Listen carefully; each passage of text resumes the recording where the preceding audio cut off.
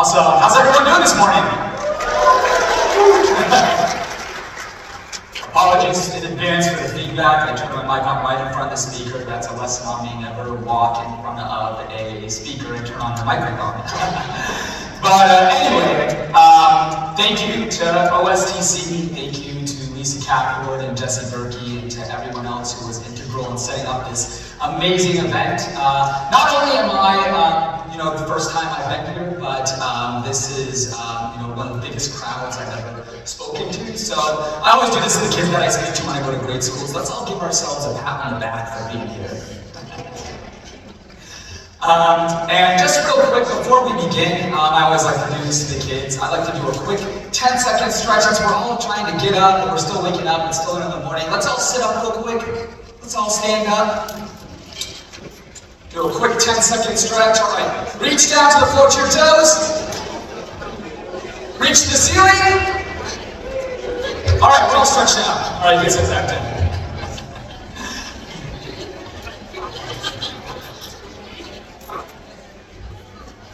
I hear all the chat in the room. Now everyone's awake. Now everyone's ready. My name is Lewis Williams. I usually go by GW for short. Or you can call me G-Dub, G-Dubs with a Z. One of my friends in high school used to go, "What up, G-Dubs?" Or G-Dubstep was also one of my nicknames when dubstep was a thing, but unfortunately it's not a thing anymore. When I was 5 years old, I was diagnosed with autism.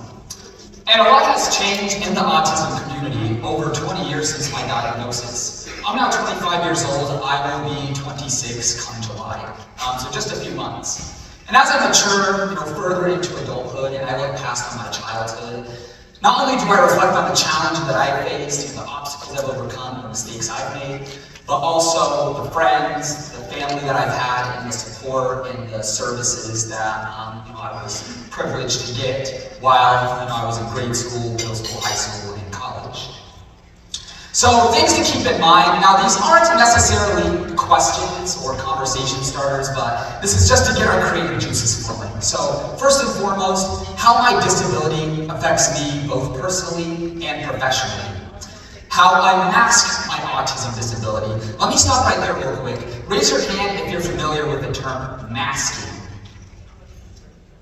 Okay, I see a good 70 to 80% of hands coming up. So, for those of you that don't know what masking is in particular, it's basically, if I had to say it simple, it's where autistic people, they show their autistic traits and characteristics like stimming, hand clapping, or walking back and forth in circles like this.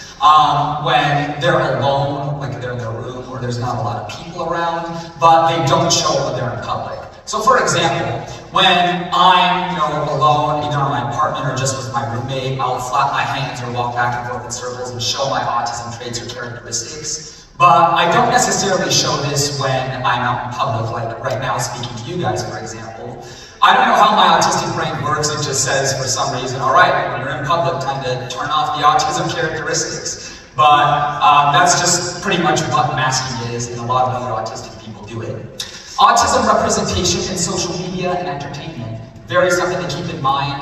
As a social media influencer and advocate, I've learned a lot about other advocates throughout the world and on social media, on TikTok and IG. And why posting content responsibly as an autistic advocate is essential. Just personally and professionally, I'm putting myself out there every day. Not only to you guys, like right now, for example, but on social media to hundreds of thousands, millions of people in the world. So being responsible and appropriate is so essential, and we'll get into that sooner rather than later. And then differences between children and adults having autism. Again, not all autistic people are the same. We do share some common characteristics, but not all of us are the same, particularly children and adults. So a brief intro. Who am I, and why in the world did I get into autistic self-advocacy? Well, that is a very good question. I mean, the guy in the picture right there, which is me, is wondering that too with his head kind of like, that's what makes you think. So, I got into the world of self-advocacy based off of my challenges and experiences having autism. Like I said, I was a child when I was diagnosed, and after going through all my challenges and experiences, such as dealing with bullies, facing constant backlash from people who didn't understand autism, or just general bias, When I graduated high school, I wanted to teach other people, my friends, my family, and just the general public, the masses, my experience about autism. Hence why I started my advocacy journey. So I got into it, and at first I was just doing speaking gigs and going to schools and speaking to small crowds. But then my business, especially after the pandemic, branched off and went in so many different directions, such as my social media, and then selling merchandise and coming up with cool catchphrases to promote and show autistic people can have a fun time too. So basically, that's how I got into the world of self-advocacy. So my childhood, I had a great childhood, and I am very thankful to have had such great supporting parents that helped me through all the worst challenges I faced because of my autism, such as constant stimming.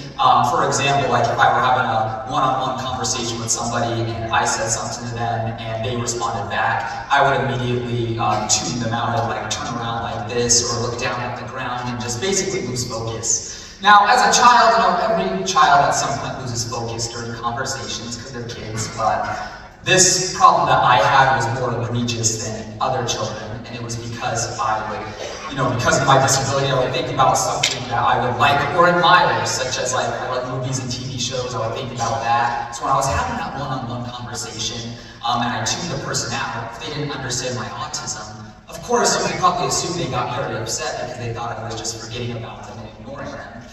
But I really wasn't. I was just, it's one of those things where I didn't have much, I wouldn't say I didn't have much control over, but I didn't know how to handle very well. Not only as an autistic individual, but especially just as a young child.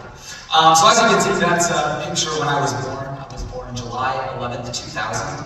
And this picture right here was taken shortly after my diagnosis. I'm talking about the picture in the middle. I think I was like 5 or 6 years old during this picture. This was during a group family photo thing. And to the right is kind of encapsulates my whole childhood. This was in 2012. I turned 12 that year, became a preteen. And oh yeah, just as I remember, I had an Oreo cookie cake. It was very good that day. My whole family was there. But this kind of encapsulates, from the start, 2005, I was in kindergarten, and then 2012 was during my final year of grade school in 6th grade. So throughout my childhood, with the bullies I faced, and principals and other educators and admins, not even knowing much about autism themselves. Keep in mind, guys, this was in the mid-2000s. There was a lot of autism education back then, but not as much as there is now. Arguably, there still isn't enough, but in particular, this time there wasn't a lot. So when I was dealing with bullies and dealing with a lot of biases in school where kids would basically tune me out, I would come home some days crying. My parents would be crying sometimes, wondering how I was going to make it in this world. They would spend days and nights in bed, hugging each other, crying, wondering, how is GW going to make it? How is Gillis going to become an autistic adult? Or at the bare minimum, be able to have a job and be able to communicate with other people his age when he gets to that point in his life, or deal with the basic common sense in the real world and stuff like that.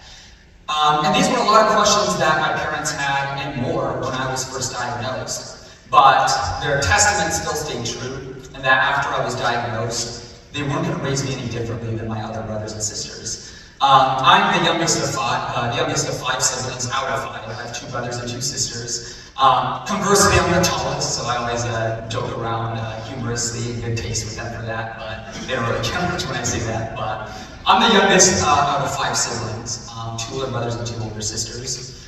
But, back to what I was saying, my parents, when they said they weren't going to raise me any differently, they said that in a positive way. They tell me that my autism made me different and unique.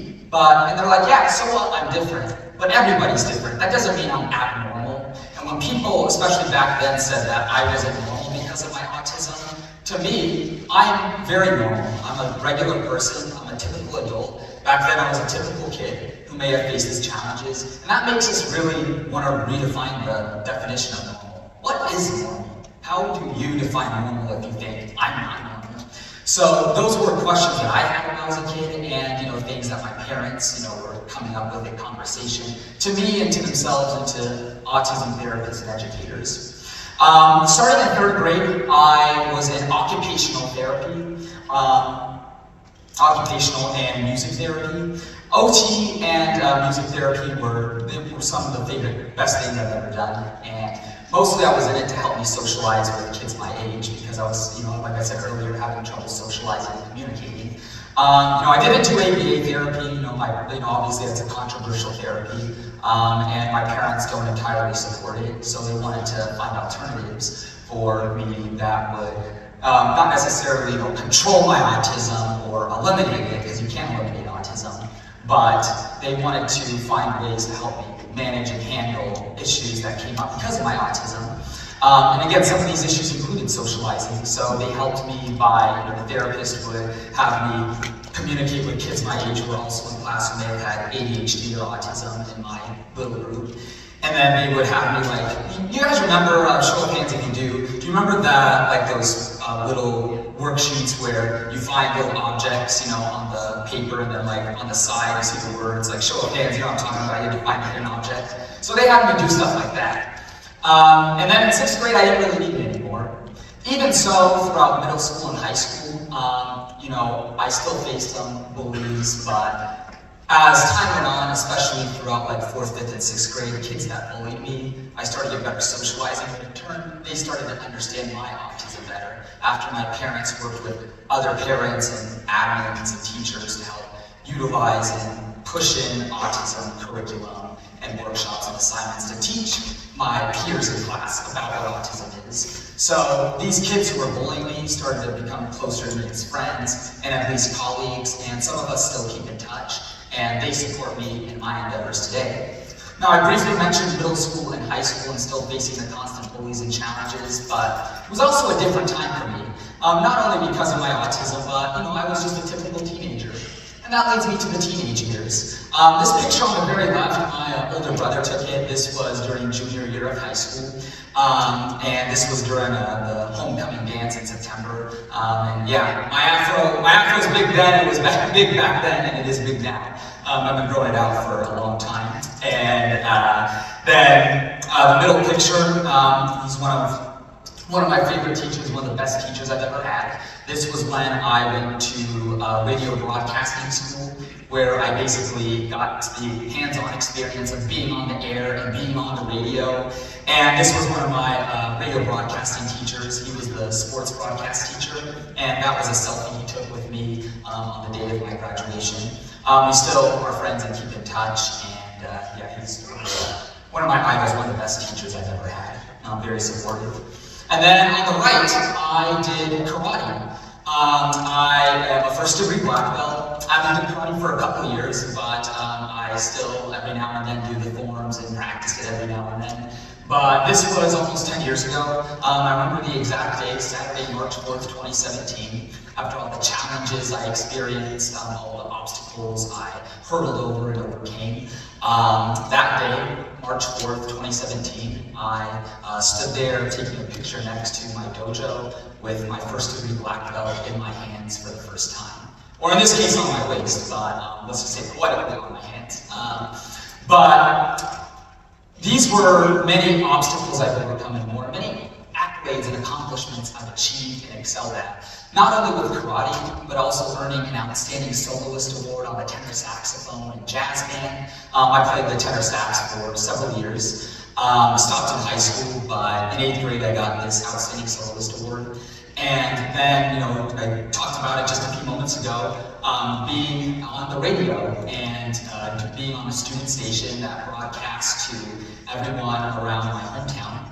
And also, what I should also mention too, just in case if I haven't, the co-host who I was with during my afternoon radio show, she's also on the autism spectrum. Her name's Kirsten, and we still keep in touch. And we were on the air for 2 years.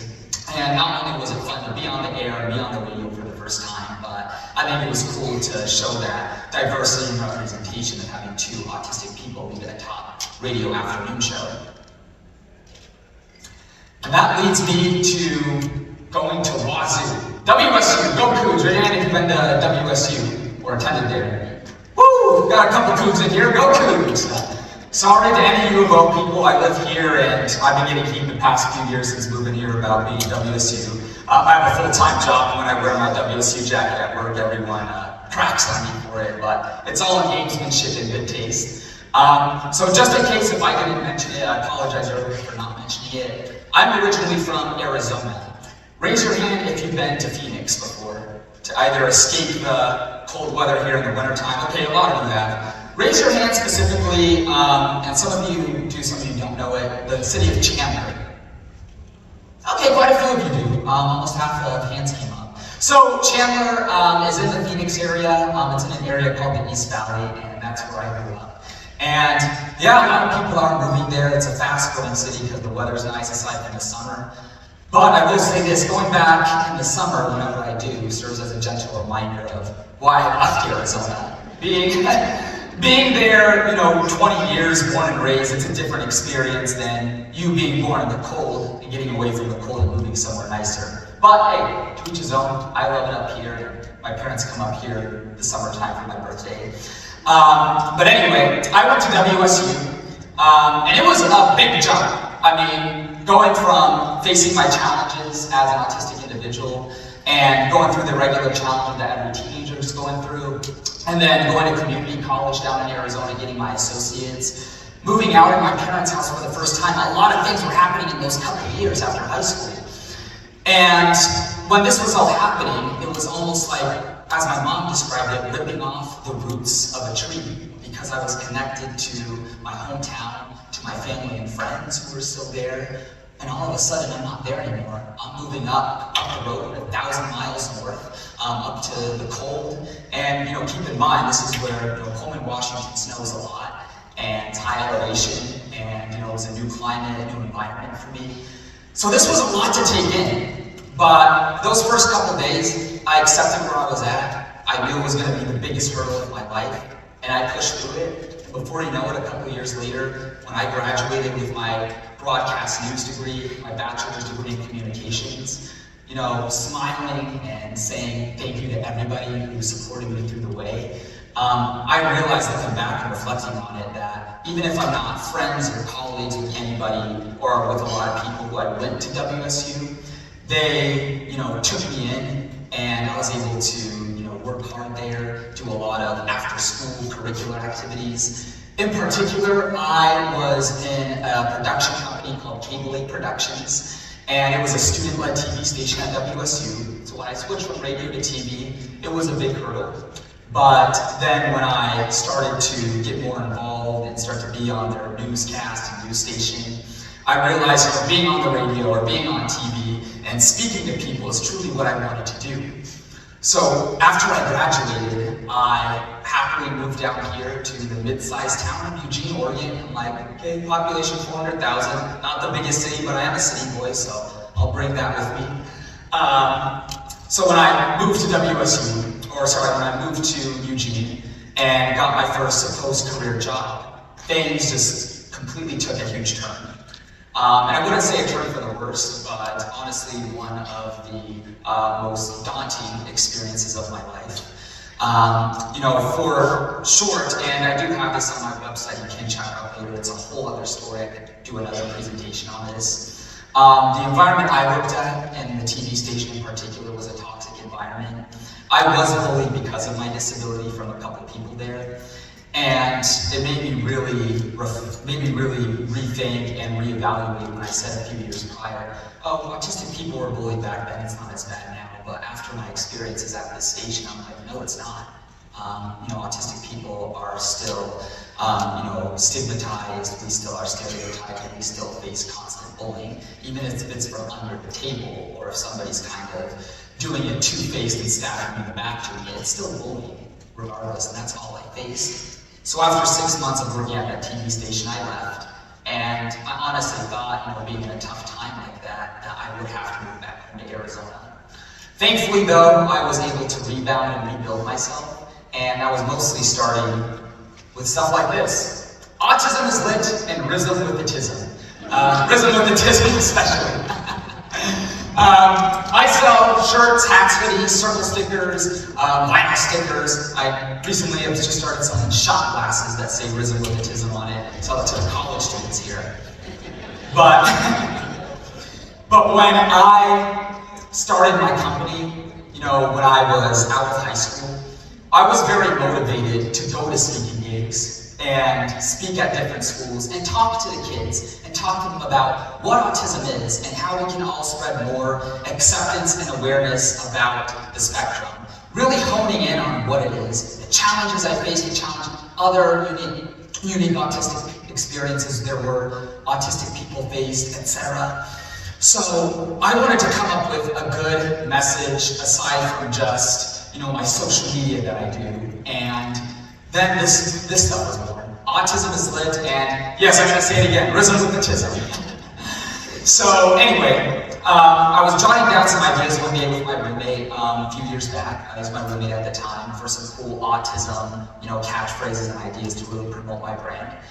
And then all of a sudden, you know, Autism is lit came to mind. The other catchphrase, oops, sorry about that. The other catchphrase came a little bit later. But we started with Autism is lit. We put it on shirts and hoodies, and I just kind of like casually and nonchalantly just threw it out there, just expecting, oh, it's not going to sell or anything.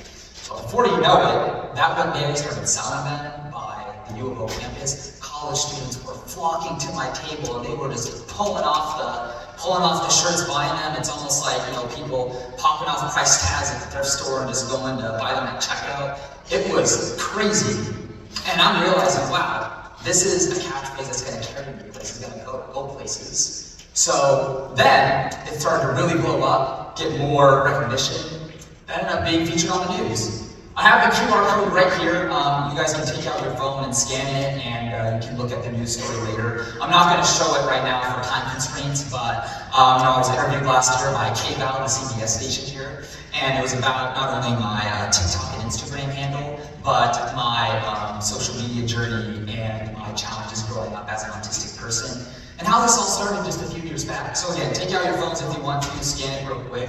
I'll leave it up for a couple more seconds. The QR code is faulty. It did work on my end. We tested it out. Just come up to me after the presentation and let me know. All right, guys good? And then it started to even get more recognition after the news story that I collaborated with David from Love on the Spectrum US. Oh, I love talking about this. I love the show. It's a great series, one of my favorite. Raise your hand if you've watched the show or have heard of it. Awesome, yes, I know a lot of hands would go up. If you haven't, please check it out. Season 4 comes out on April 1st. I'm really geared up and looking forward to it. But I reached out to David's management team. She was very open to collaborating with me, and she had David wear the hoodies, or at least just the hoodies and shirts for this promo deal I'm about to show you. Thank you, AutismChoseMe, for the one jacket and 2 shirts. If you want to get a jacket like mine, go to AutismChoseMe on Etsy. By sharing my story, I want people to feel accepted and understood. Glad that the people who out there who wants to learn about my colors as numbers, it feels good for everyone to learn about my autism. Autism is lit. Yeah, I agree. Autism is lit.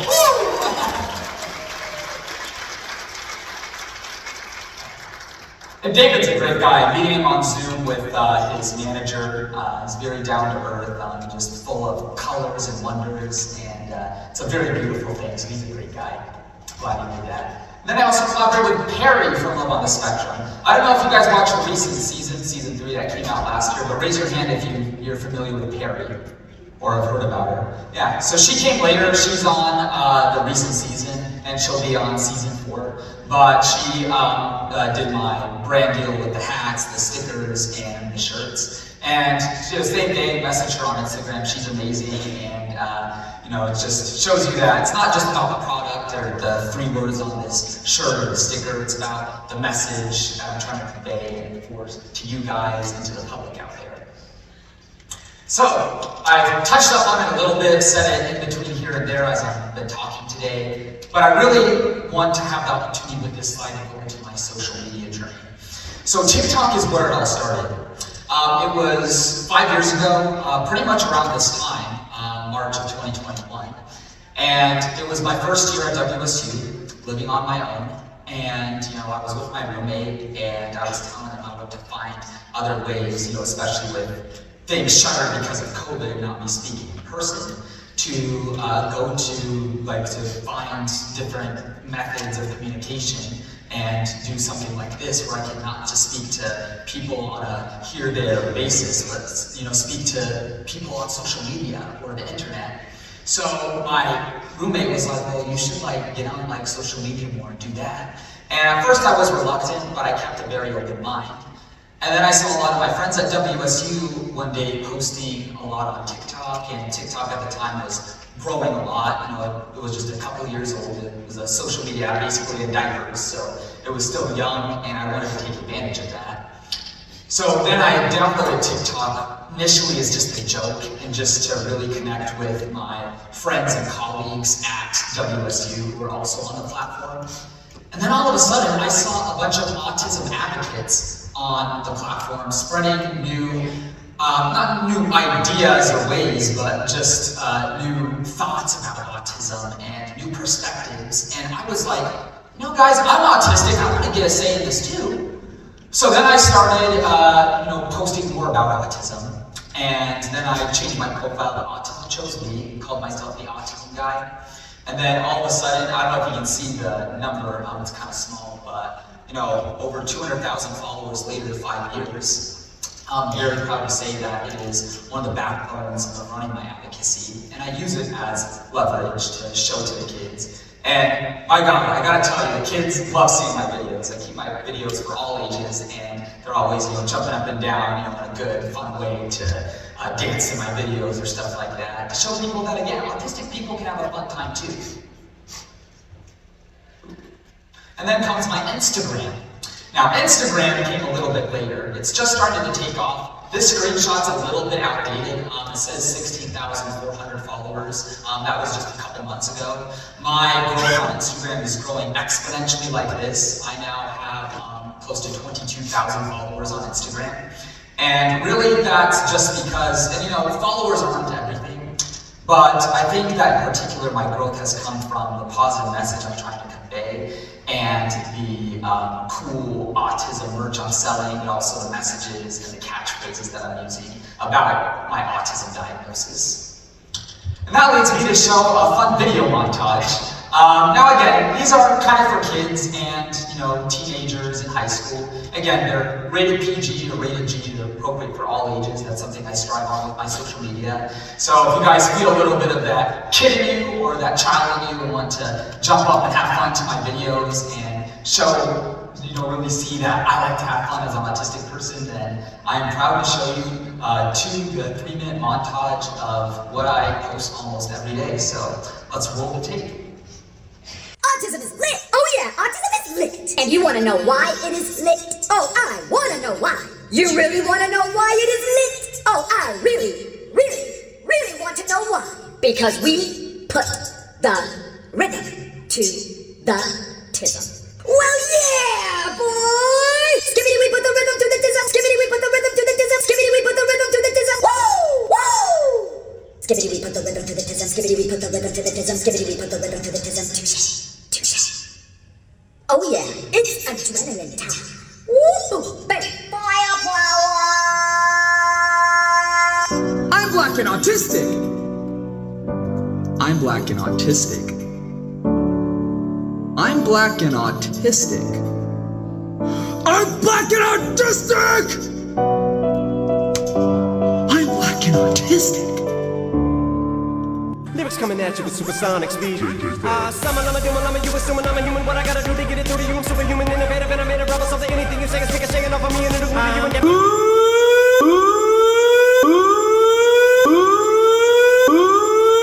Oh yeah! Oh yeah! Oh yeah! Oh yeah!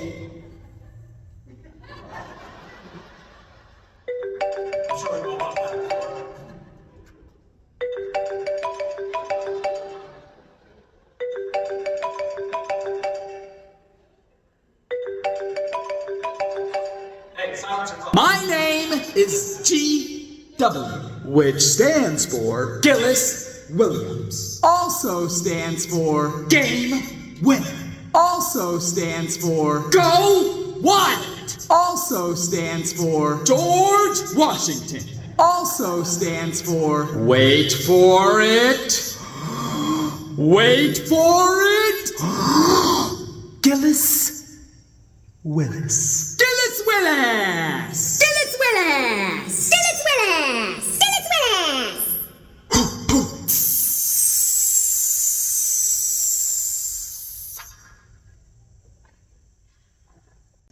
All right.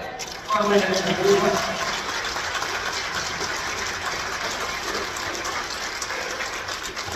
and again, I tell you guys, the kids absolutely love me showing these videos, especially the grade schoolers. I always get all this loud laughter, this loud energy.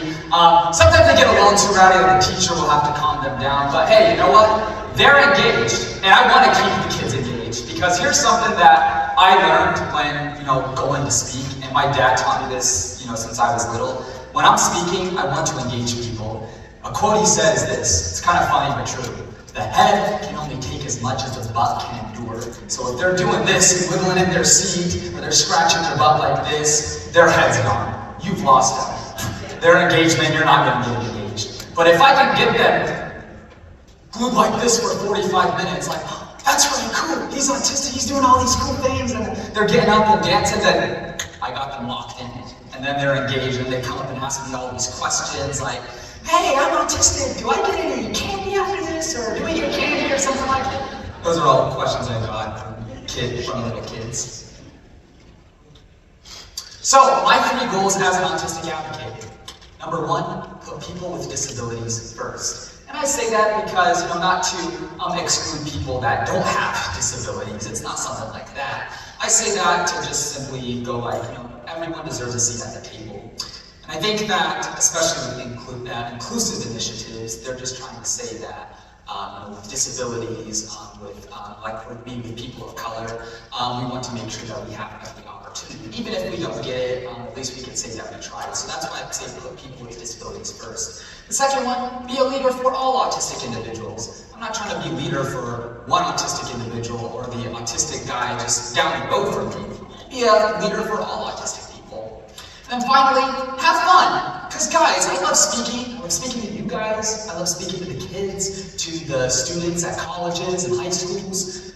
I'm having fun doing this. I've been doing this for several years, and this is one of the biggest crowds I've ever spoken to, and it's only going up from here, and a lot of it is because I maintain my goal. Of course, to be serious sometimes and get work done, but to have fun doing it. Even on the most stressful days of running my advocacy company, because a lot can go wrong with businesses and stuff like that and advocacy things. Heck, guys, I'm having fun. And there are some days where I'm on my toes a lot. Really much, those are most days. But I learned from one of my managers at my other job is that if you are a manager or running your business and you're feeling very comfortable doing it, then you're not doing enough and you're not doing the best job. So that doesn't mean to be walking on eggshells every day. What they're trying to say is that I need to be, focused and getting things done. And if that requires me to be on my toes a lot, then you know what? I do it because of you guys who are listening and watching today, but I also do it for the kids that I speak to. And what I make sure I'm doing as an autistic advocate,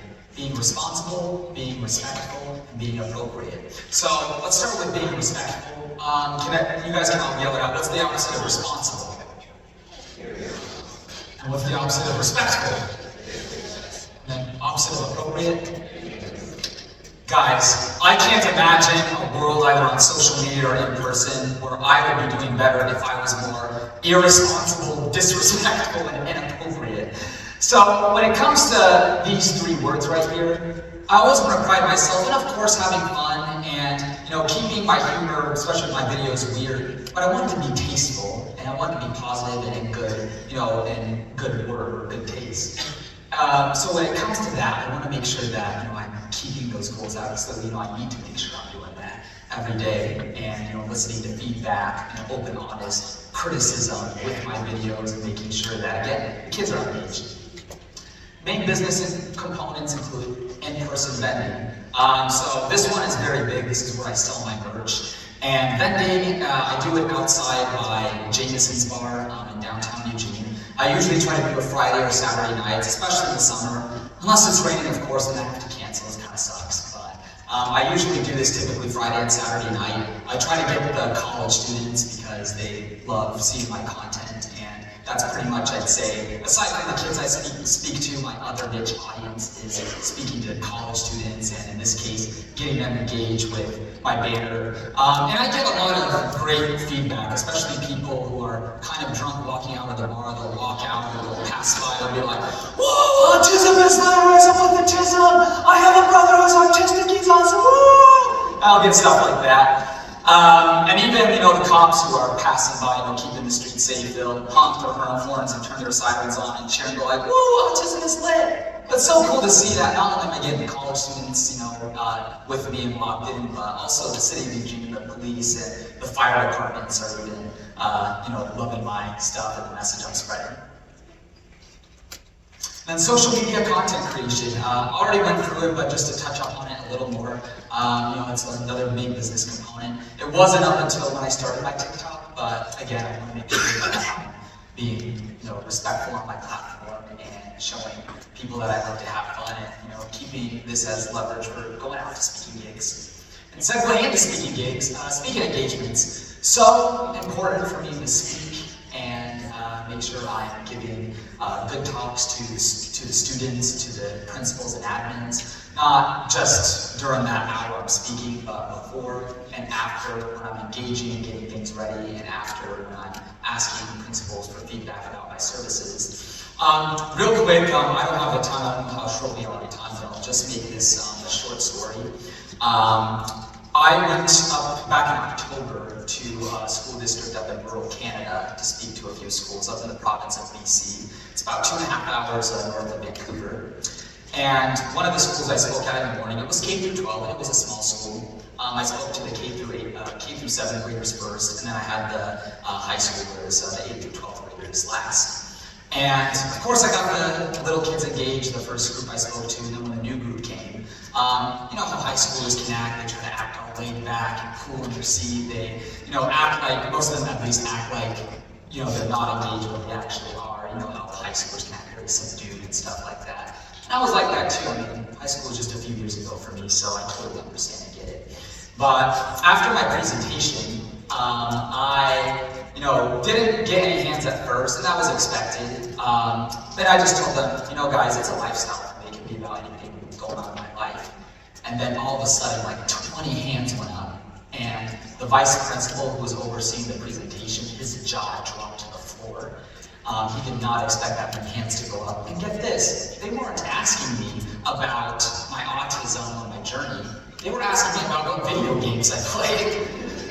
And a lot of them were asking like, so what do you like to do for fun? What do you do to like work out and stuff like that? And I'm like, oh yeah, I go to the gym, do CrossFit 5 days a week. And it got to the point where they were asking me so many questions, much to the principal's surprise that he had to stop the engagement because, they ran out of time.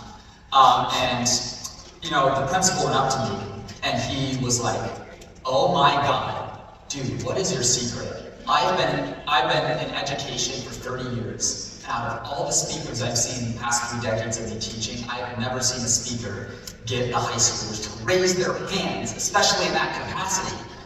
And I'm just like, well, I think one thing is that, as a younger person, obviously I'm older than the high school students, but I'm closer to their age, and we're all kind of in the same generation that I think I can relate to them better, so I think that's why they kind of raise their hands. And honestly, guys, they didn't ask me about my autism, they asked me about video games. Totally off topic. But guess what? I got them engaged. I don't know how I did it. I think it just also comes naturally, but that's basically what I told the VP as my answer. And he wanted me to come back another time and speak, or do something like provide curriculum or something like that. But he was surprised. And guess what? It gets better. After my engagement, I got done and I was about to leave. It was recess time at the school. And these 8th graders invited me to play Super Smash Bros. With them on the Nintendo. I'm like, this is awesome! I go from a speaking engagement and they're including me in the group. Because they're like, okay, this dude, he's one of us. We gotta get him to play some video games. And 5 minutes later, I was playing video games like this with them. Unfortunately, I lost. I was getting, competitive and frustrated at the game. But, that's just how playing games are. But anyway, not to go on. you know, just to get them engaged like that at that level, it, you know, shocked, you know, the principal, and it shocked a lot of people. So one of the last things I want to get into is autism awareness curriculum. I was going to talk a lot about this, but you know, I wanted to keep it short, so I shortened a couple things. So autism awareness curriculum, this is something that I just rolled out this year, and I want to provide assignments and workshops to teachers, so I don't always have to be speaking at schools in person. They can implement at any time, year-round. Specifically like during Autism Month or maybe October, and teach kids about the autism and celebrating differences. So it includes curriculum designed for each academic level, from grade school, middle, high, and college, university. Includes themes, warm-ups, prompts, assignments, and discussions designed to help students and adults dig deeper into the autism spectrum. You know, ask those deep-ended questions. Inclusive for everyone, yet subject to honest, open-minded feedback and criticism. And the end goal is to provide hands-on curriculum to distribute to teachers and admins outside of my regular in-person speaking engagements. So for more info, please visit my booth outside, or you can message me at this number right here for a copy, and I can send you a PDF of all the information about my curriculum. So again, I'll just leave that up for a few seconds if you want to take a picture of that, but basically, you know, just be more inclusive by expanding on my business and doing something a little bit different that I've never done before. All right, the Autism Cheer. I created the Autism Cheer. I rolled it out for the first time back at the schools I spoke at up in Canada. And I wanted to make something that was fun, but also really sent the message home at the end of my presentations that when the kids and the adults leave, they're like, man, that guy was freaking awesome and fun. I want to hang out with that dude, or do the Autism Cheer with my friends myself. So I came up with the Autism Cheer, and I spoke at a conference back in October, the Oregon Resource Association conference, and up in Seaside, Oregon, and that was one of the places I did it.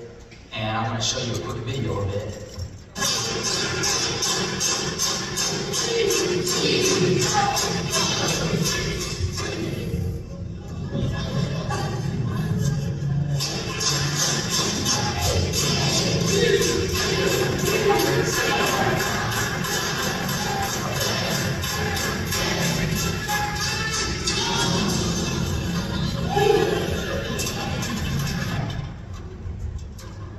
Awesome, so that is the Autism Cheer, and the reason why I'm showing it to you guys, the true reason, is because we're going to do it right now. I know, like, oh, my back's tired, we're all adults in here, I'm not a kid, I don't want to do that. No, we don't want to lose that little kid in us, so let's all sit up. Let's all sit up. All right, so before we actually do it, I want to go through just a little bit of how it works. So, what we're going to do, we're going to start by clapping our hands like this, as and real quick, hold on 1 second. I just want to kind of go through it real quick. So we clap our hands first, just like that. Did a great job, by the way. And then I'm going to yell, give me a G. You go, G, O, O. And then I'm going to go space, and then we'll put our arms and legs out like this to signify the space. And then we'll continue again clapping, A-U-T-I-S-M. What's that spell? The hardest part, especially for the kids who are still trying to get this little bit, is when we go autism. We put our right fist by our right ear, and then we go, hoo. All right, everyone got it? We're good? Here we go.